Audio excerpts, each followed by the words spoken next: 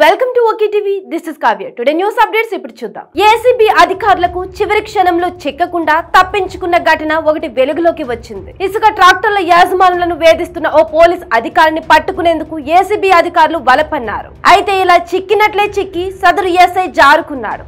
బాధితుల నుండి డబ్బులు తీసుకునే క్రమంలో ఏసీబీ అధికారులు పట్టుకోవాలని వ్యూహం రచించారు.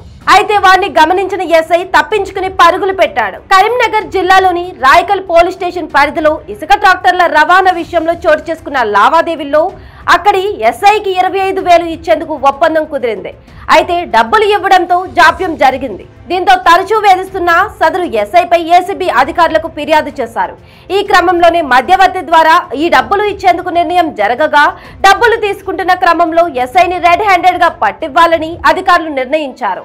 ఈ మేరకు ఏసీబీ అధికారులను ఆశ్రయించడంతో శుక్రవారం రాత్రి 11 గంటల నుండి 12 గంటల ప్రాంతంలో బాధితులు ఏసీబీ అధికారులు స్టేషన్ కు చేరుకున్నారు. అయితే ఎస్ఐని పోలీస్ స్టేషన్ కు పిలిపించగా ఆయన స్టేషన్ కు చేరుకున్న తర్వాత ఏసీబీ అధికారులను గమనించిన ఎస్ఐ వెంటనే వెనక్కి తిరిగి పరుగులు తీశాడు. దీంతో అతన్ని పట్టుకోలేకపోయిన ఏసీబీ అధికారులు మధ్యవర్తిని అదుపులోకి తీసుకున్నారు. పరారీలో ఉన్న ఎస్ఐ ఆచూకీ కోసం ఏసీబీ అధికారులు గాలింపు చేపట్టారు. కాగా ఘటనకు సంబంధించి కేసు నమోదు చేసుకున్న ఏసీబీ అధికారులు దర్యాప్తు చేపట్టారు.